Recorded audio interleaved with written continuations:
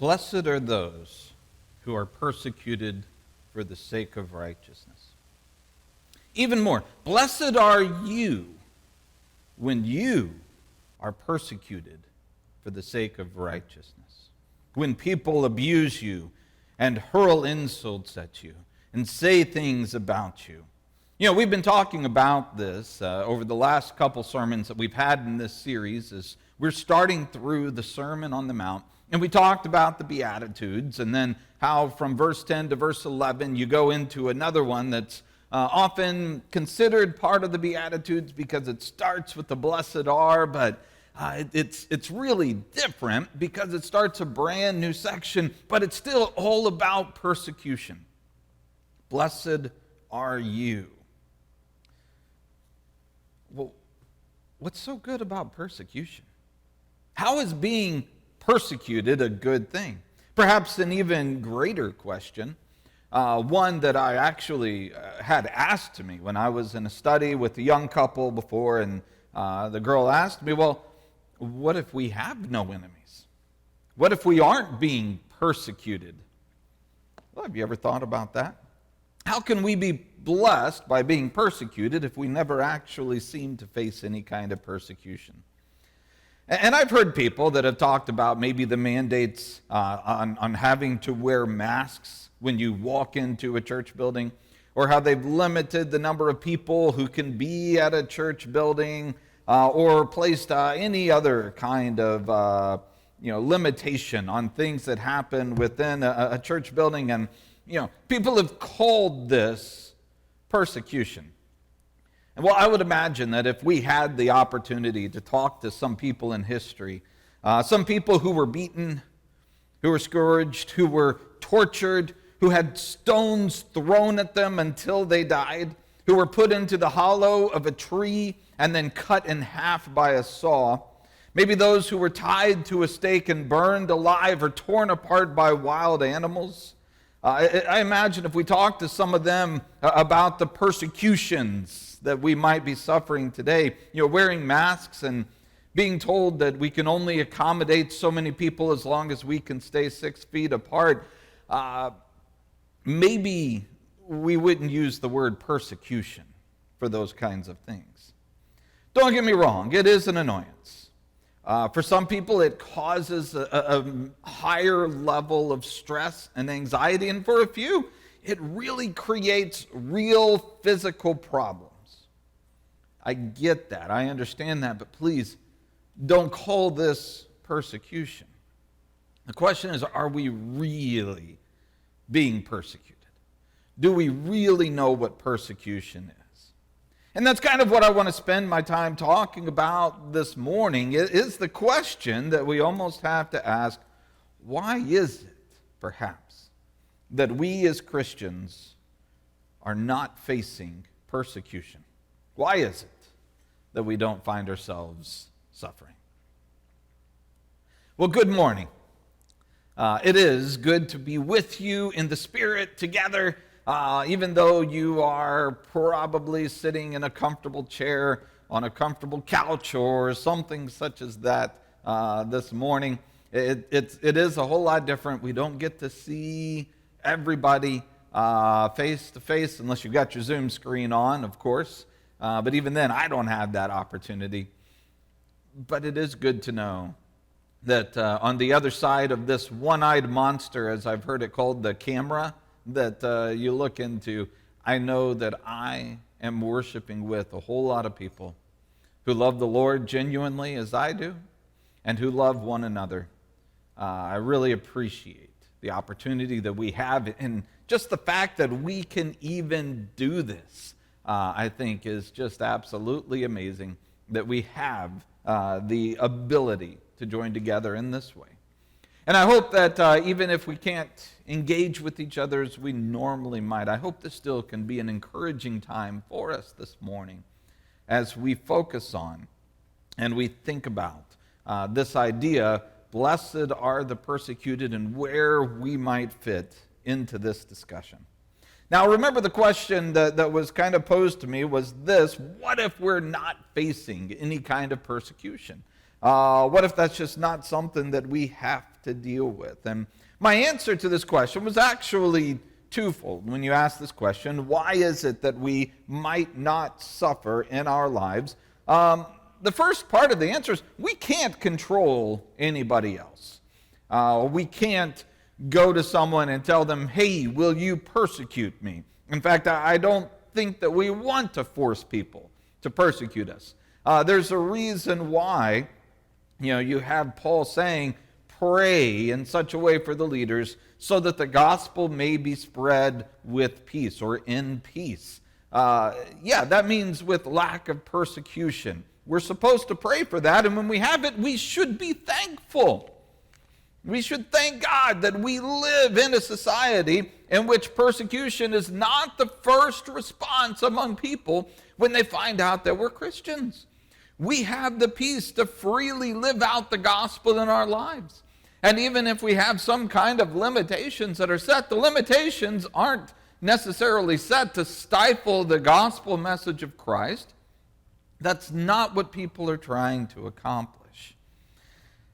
I don't think the point is that we should beat ourselves up or feel discouraged if we never face any kind of persecution. Please don't take this message this morning to create some kind of a guilt trip, because that's not the point that I'm trying to get across at all. It could very well be that we're not being persecuted for the simple reason that persecution, true persecution against Christianity, just is not a major part of the society in which we live. But at the same time, I think we have to ask this question: how much of the lack of persecution that we face might be our own faults? Perhaps we're not persecuted because when it comes right down to it, maybe we're not showing Jesus into the world. Remember what Jesus had to tell his disciples in John chapter 15, starting verse 18. He says, if the world hates you, you know that it's hated me before it hated you. If you were of the world would love its own. But because you are not of the world, but I chose you out of the world, because of this, the world hates you. What might it say that when we go out into the world itself, what might it say if the world treats us as its own? What if the world loves us as its own, without any question, without any problems?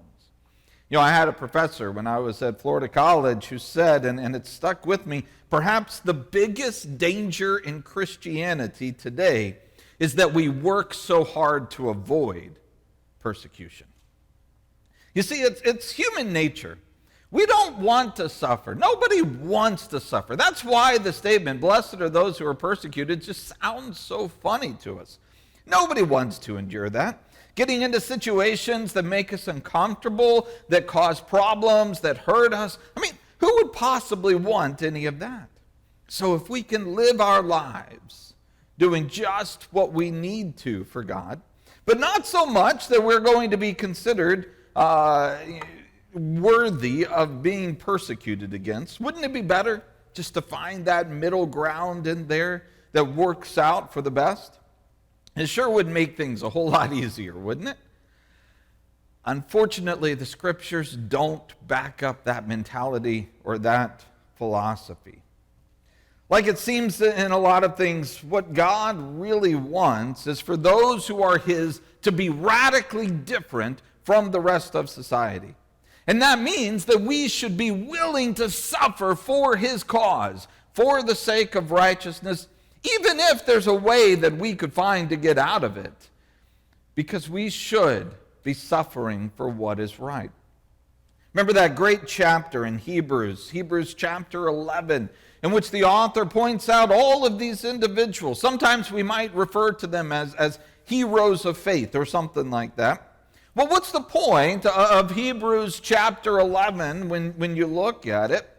Why does the writer point these men out? It's because the Jewish Christians in the first century, they were being overwhelmed by various persecutions against them, and they were deciding that it would be better, it would be easier for them if they would just simply go back to the law of Moses And they would serve God and worship God the way that God had described in that law. I mean, it's still the same God, right?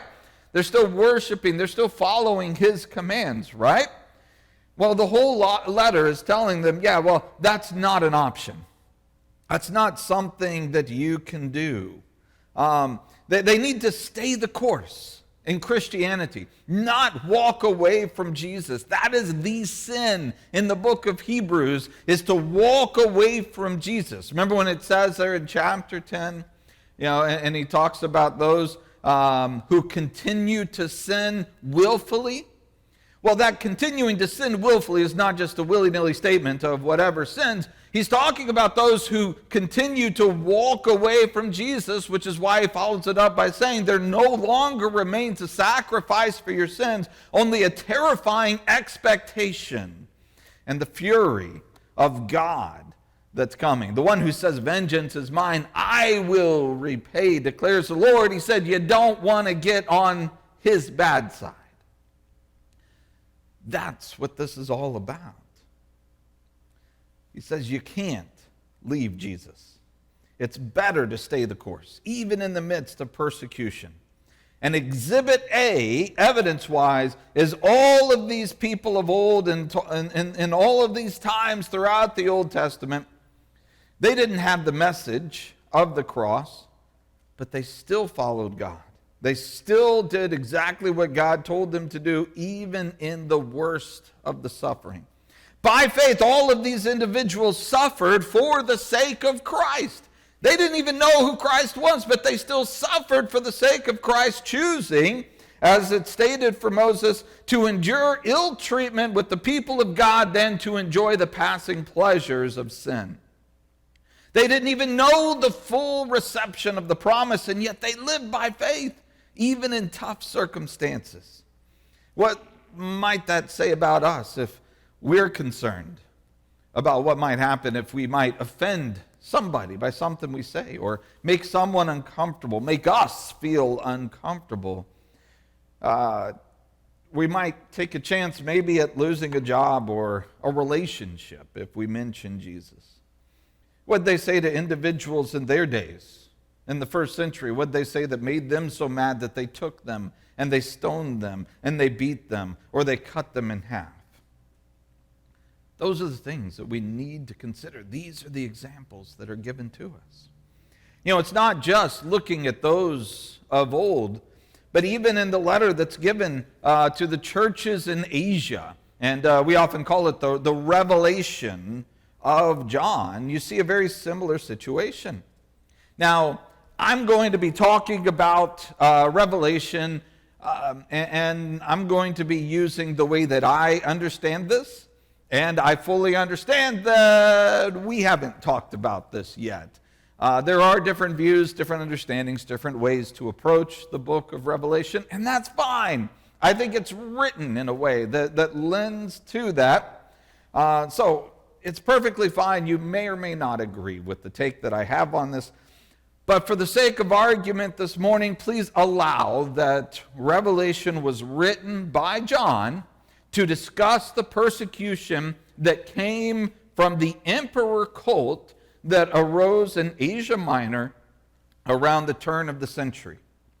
And there were these cities that were heavily persecuting anybody who would not worship the emperor as a god. Now, to make it simple, you would tell someone, here's a bust of Caesar. You have to give credence to Caesar as God and sign your name in a little ledger that says that you did that. And if anyone refused to worship the emperor, then they paid a price. They were refused then the necessary papers in order to set up shop in the market, to buy and sell, trade in the city, to have any say in the goings-on of the city. In other words, they would be punished. They would lose their citizenship in this city and the rights to be a part of the city. They would lose their identity if they did not accept and just say the words that Caesar is Lord, and then write their name in a book saying that they'd done it, so that the people of the city could go to the Caesar and say, look, look at all of the people that we have that claim that you are Lord. Aren't we your favored city? That's all they were trying to do. They would punish people if they refused. Well, there's an easy way around this, isn't it? I mean, think about it. All you have to do is say a couple words. Just say Caesar's Lord. Just put your Herbie Hancock on the paper and then just move on with your life, right? I mean, think about it. As a Christian, don't you have a duty and a responsibility to take care of your family? Don't you need to have a job that allows you to have the money to take care of your family? And by refusing to give in to this position, you're going to lose your income, and you're going to lose the opportunity to do your God-given role as the sustainer in your family. And I mean, consider, it's not like you're really worshiping Caesar by saying Caesar is Lord. Those are empty words. You're just saying a few words, that's all. You really know he's not a God. You know there's nothing behind the words. You know that it's completely absurd and there's nothing to it. So as a Christian, maybe the best thing to do would just be to cross your fingers behind your back, and while having your fingers crossed, knowing you don't really mean it, just keep your head down, say Caesar is Lord, sign on the dotted line, and go on with your life serving God and earning your living, right? I mean, that would make the most sense, wouldn't it? Well, that's not exactly the message that you find in Revelation. In fact, the message tells us that those who did not give in, those who persevered, those who were persecuted, those who have overcome, those are the ones who have eternal life. And what of those who put their names in the book that they bowed to the emperor? Well, I believe that's what's referenced when it talks about the mark of the beast. The paperwork that allows them to buy and sell in the marketplace, all of that. That's, I think, what the mark is talking about. It seems pretty clear God's not impressed with those people who just simply said, I'm just saying words, God, I don't mean it. I'm just doing this so I can keep on living the way that I want to. When you look at the end of Revelation and the description of heaven, look at the list, because you have a list that's given a couple times, actually, of those who are not going to be there in Revelation chapters 21 and 22. And the first list is in chapter 21, verse 8. He says, for the cowardly and unbelieving and abominable and murderers and immoral persons and sorcerers and idolaters and all liars, their part will be in the lake that burns with fire and brimstone, which is the second death. Look at this list right here. I mean, you've got murderers, immoral people, sorcerers, idolaters, and yet what's with them? Cowardly and liars. Well, what do the cowardly and liars have to do with anything? Maybe those are the people who weren't willing to stand tall for God, who weren't willing to put it all on the line. They were too cowardly, too fearful, too timid to be who they were supposed to be. So what did they do? They lied about where they put their faith. They lied by saying, Hail Caesar, or Caesar is Lord. They lied when they put their name on that dotted line. And when they lied, they sealed their fate. See how this also finds its way in verse 27. Nothing unclean, and no one who practices abomination and lying shall ever come into it. But only those whose names are written in the Lamb's book of life. You see how these just tie directly together into the theme of persevering through the tough, going through it without giving in, without signing the petition, which was a lie, even if it made your life better and easier. I mean, you'll look at Revelation chapter 20. Just go back one chapter before. And look at the picture that's seen. Chapter 20 and verse 4, I saw thrones, and seated on them were those to whom the authority of the judge was committed. I saw the souls of those who had been beheaded for the testimony of Jesus and for the word of God, and those who had not worshipped the beast or its image, and had not received its mark on their foreheads or their hands. They came to life, and they reigned with Christ for 1,000 years. Who is reigning with Christ for 1,000 years? It's those who had not given in. It's those who had not received the mark of the beast on their foreheads. In other words, it's those who had not given in to the Caesar worship. And then you see just a little bit down, starting verse 11, I saw a great white throne and him who was seated on it. From his presence, earth and sky fled away, and no place was found for them. And I saw the dead, the great and small, standing before the throne, and books were opened. And then another book was opened, which is the book of life. The dead were judged by what was written in the books according to what they had done. Skip down to verse 15. If anyone's name was not found written in the book of life, he was thrown into the lake of fire. Folks, understand, there's another ledger with names. The people in the city, they had their list of people, the names that were there, all the people who'd signed off and said that they had declared that Caesar is Lord. But now there's a comparison being made right here. They kept their books, that's fine. They have the marks on their foreheads, that's fine. But in heaven, where it really matters, God also has a book. And the names of all of those who refuse to put their names in the books down here on earth, those people have their names written in the book of life in heaven. They have a mark, you see earlier in Revelation, they also have a mark on their forehead, and that mark is not the mark of the beast, it is the name of the Father that's written on their foreheads.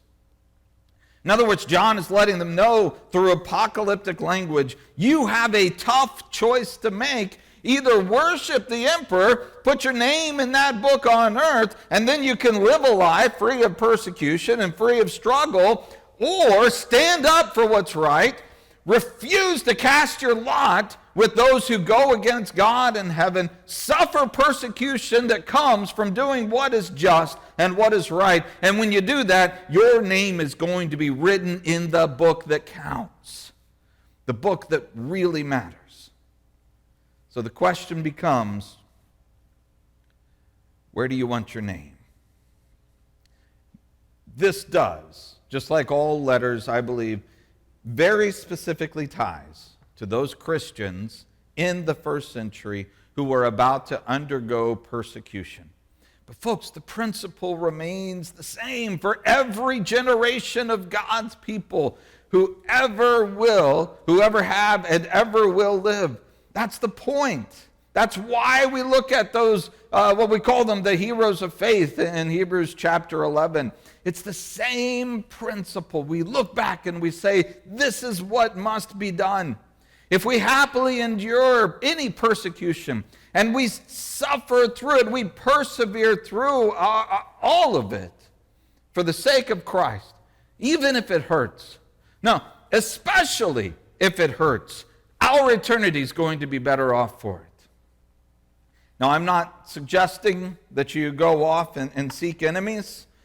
This doesn't mean that it's time to run outside, find the closest person that you can and say, I'm a Christian, please punch me. It's not the way that it works. Only looking at the writers of the New Testament, including those quoting Jesus himself, what they tell us is that if we're truly living Christ, we will make enemies. We will if we truly are representing Christ into the world. Again, the point is not to suggest that if you aren't being persecuted, it's because you're a horrible Christian, you're not doing a good job. I hope I haven't given that impression, and I hope that if that's the impression you've gotten, maybe you'll give another listen, or maybe I just need to apologize for a lack of clarity. we can't control anyone else. We can't make anybody persecute us. And we should rejoice that we live in a society that allows for peace, for the spread of the gospel, and thank God that we have this opportunity while we have it. Don't hear what I'm not saying.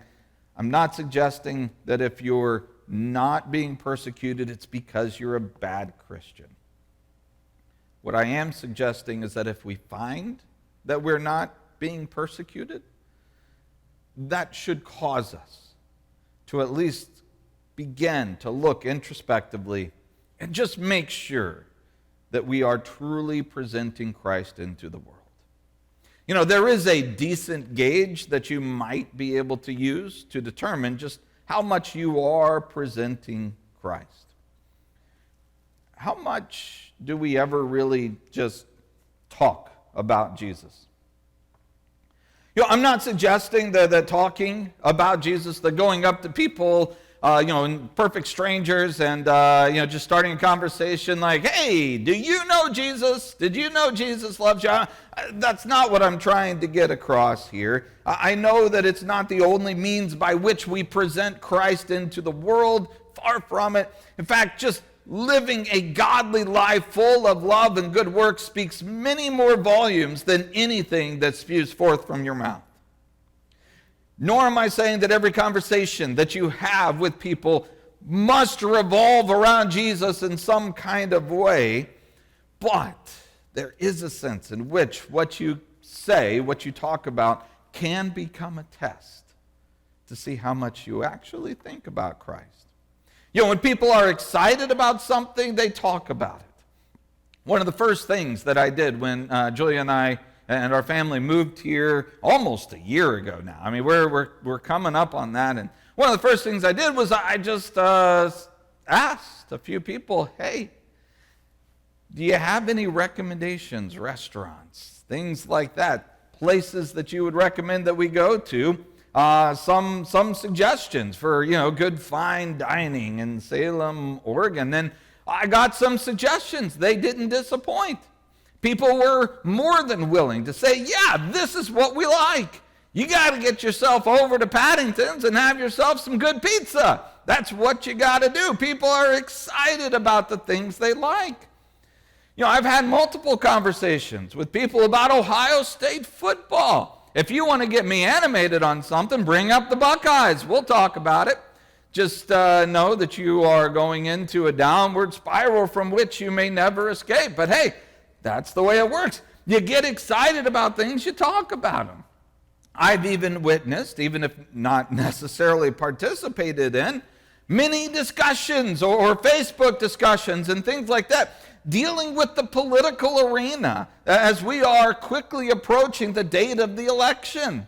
And a common thread that you find throughout all of those discussions, in fact, all of the discussions that I've talked about so far, a common thread is one thing: passion. People are passionate about the things that excite them. Think back on your own conversations this past week. What have you talked about? I'm sure that for many people, you've been talking about the election, the polls, what's going on, what's going to happen to this country. In fact, that's probably the most conversations that I've seen on Facebook or heard or whatever the case is, boy, if so-and-so wins this election, and it comes from both sides, by the way, not just a single side, if the other guy wins the election, our entire country is doomed. Perhaps you've been talking about things regarding your health, and we've had COVID discussions and talked about a lot of things that are going on there. It can dominate our lives. Maybe some things that you've experienced, some things that you've recommended to others. The things that matter the most to you inherently are going to be the things going on in your mind. And the things that are going on in your mind inherently will be the things that are coming out of your lips. So what's been on your mind in the past week? If you were to use your conversations as a barometer to gauge what has been the most important things to you, what would those things be? For how many of you, just judging solely on conversations you've had this past week, for how many of you can you say that Jesus has been on your minds much? How many of us can say that based on how much we've talked about him, God has a central and focal point of our thoughts this past week? Perhaps if we can't, that might demonstrate to us why we find a lack of enemies, why we find a lack of persecution. In complete fairness, considering the election is so close at hand, this probably has dominated a lot of the discussion. And if you will allow me just a moment, I just want to make a side note comment before Tuesday comes. I have heard a lot of talk, as I've said just a few minutes ago. I've read a lot on Facebook about the necessity of a certain candidate winning so that we can turn things around in our country. We can go back to being a Christian nation once again. We can put a stop to certain trends within our society. Whatever it is, it doesn't matter which of the two candidates one supports. The rhetoric claims that a win by the other candidate is going to be the end of the world. Quite frankly, I don't buy it. It's kind of a bunch of hogwash, really. Now, I will say this. I can't imagine using the vote to vote on a candidate that I know is going to place people in a Supreme Court who are going to judge against godly principles and the right that is given to us for us to peacefully worship together. I consider that when voting, but I think it's also important to understand this factor. Real change is not going to occur from the top down. It just won't. Real change in our society is not going to happen because candidate A wins or candidate B wins. Real change is not going to come in our society because we have somebody who's going to put in certain laws in place that will allow this or will disallow this. Real change can only happen when we as Christians engage at the battle, at the point where the battle takes place, in the hearts and the minds of the individuals when we take Jesus to them. Laws, they may be useful, they may be helpful, they might be beneficial in certain ways, but laws will never affect real change in our society. What happens Tuesday is not going to be the end of the world. I hate to say it, some people really believe it, but I don't even think it's going to change the world very much. The events following may seem huge and catastrophic, but when you put it into perspective, the things that take place will simply be moments, they'll only affect, I should say, moments ticked off the great timeline of history. And that's about it. Real change can only happen when we engage at the point of battle ourselves. Our fight takes place in the strongholds of the mind, not in the legislation of the government. There's a quotation. I've already used it with you here in the past year. I've already brought this up, but it is so good and it's so pertinent. I'm going to bring it up again. It's a quotation from a guy named Malcolm Muggeridge. He was a British journalist, satirist, and the quotation comes from the mid-1970s, not long after England went through a financial collapse. Bear with me, it's long, but it's very powerful. And I think it's slightly amended by Ravi Zacharias as well, which is first where I heard this quoted. Malcolm Muggeridge says, "We are looking back upon history, and what do we see? Empires rising and falling, revolutions and counter-revolutions, wealth accumulating and wealth dispersed, one nation dominant and then another. Shakespeare speaks of the rise and fall of great ones that ebb and flow with the moon. I look back on my own countrymen, ruling over a quarter of the world, the great majority of them convinced in the words of what is still a favorite song, the God who's made them mighty would make them mightier yet. I've heard a crazed, cracked Austrian announce to the world the establishment of a German Reich that would last 1,000 years. An Italian clown announced that he would stop and restart the calendar with his own ascension to power.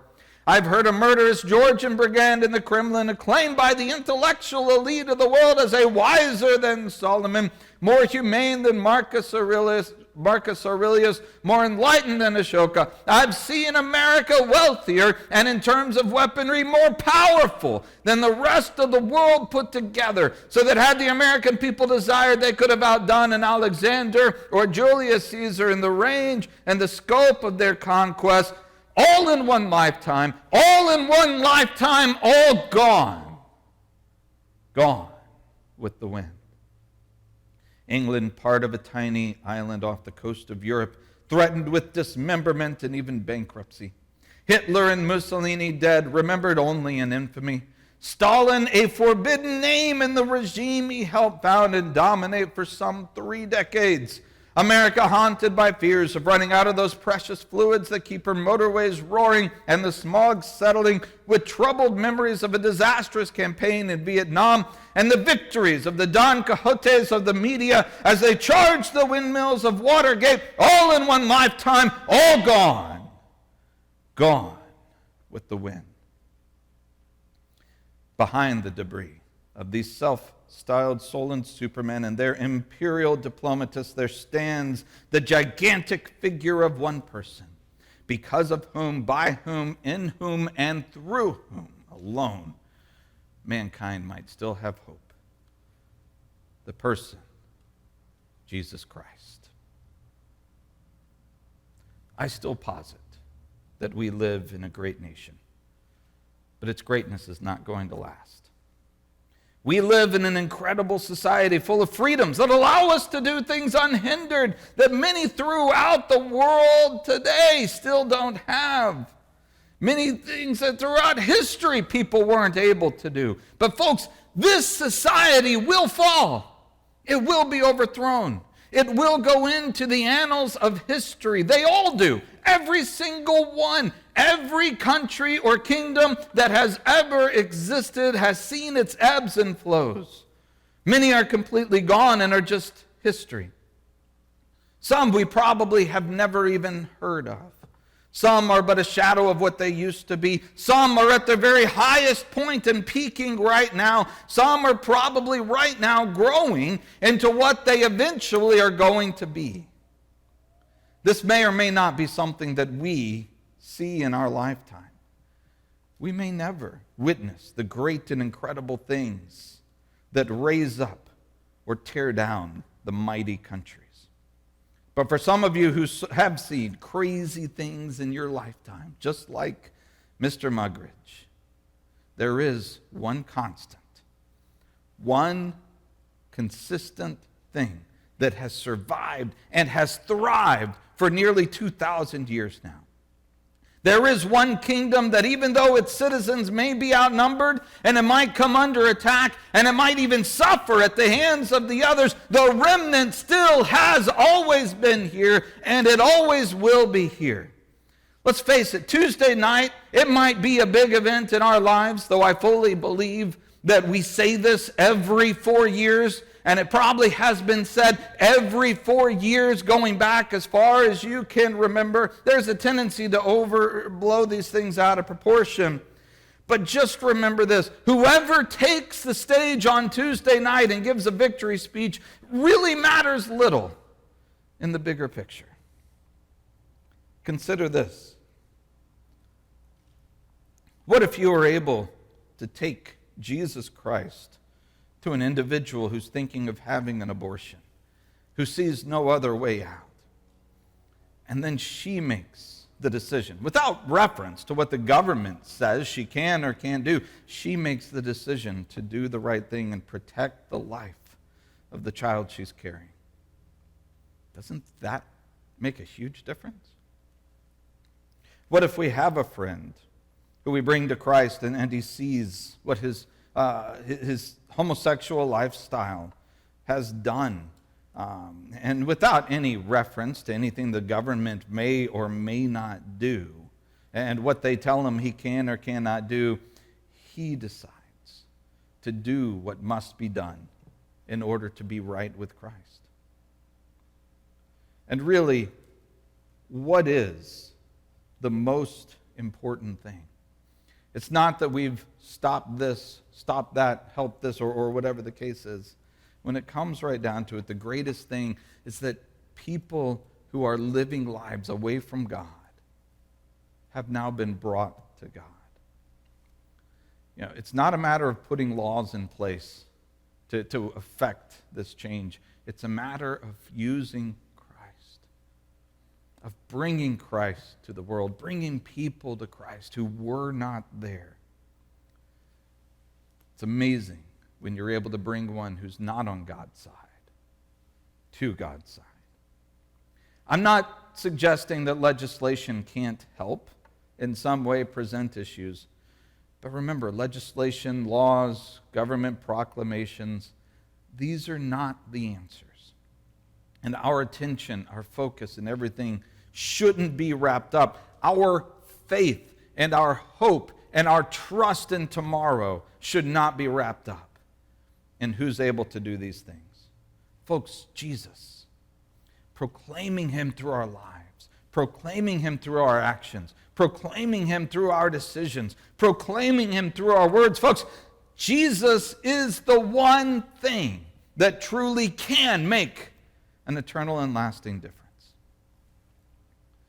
So pay attention this week as to what you talk about. Again, that's not the only way we proclaim Jesus, but use it as a test to see what's in your mind and in your heart. How much do you talk about him? How much do you mention him? How much do you let people know that you are his? On Wednesday, you are undoubtedly going to talk to people who think that the world is coming to an end. It's going to have, whichever sides win, the people on the other side, they're going to believe the world is coming to an end. And they are going to expect you to agree with them and their position because, you've joined with them in conversation, you've believed it, you've said it. They will expect for you to jump into this very lament with them over how this nation's going downhill because so-and-so is going to sit in the office for the next 4 years. What if you simply smiled and said, you know what? I'm not that worried. Even if he might fail us, and he probably will, I have a king who will never let me down. I'm putting my trust in him. Try that. See how that happens. You might find that you can make a difference in a person's life by what you talk about. You might find that that person may start persecuting you in some small way or some big way because of it, but you will never make a difference one way or another if you never talk about it or bring it up. When it comes right down to it, we might have coming up the perfect opportunity to take the battle to the hearts of individuals who can't see the big picture at all. And I think if given those opportunities, we need to be prepared to take them.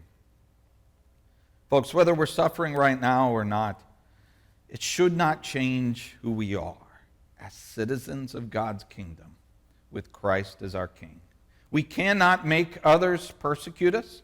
I think that we should be thankful the fact that we don't have persecution in our lives, but the fact of the matter is this: we should never change ourselves, who and what we are, to avoid persecution.